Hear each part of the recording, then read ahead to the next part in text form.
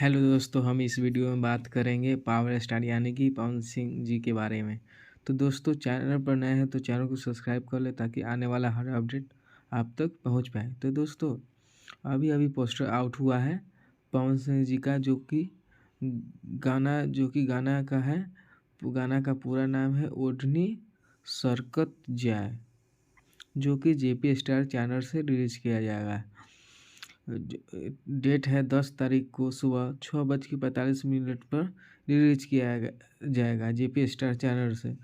तो इसमें female singer है शिवानी सिंह, और इस वीडियो में काम की है फीमेल हीरोइन सपना चौहान, और यह गानों को लिखे हैं आशुतोष तिवारी बाबा, और इसमें म्यूजिक दिए हैं प्रियांशु सिंह जी।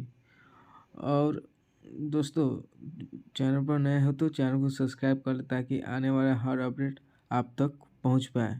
धन्यवाद। जय हिंद।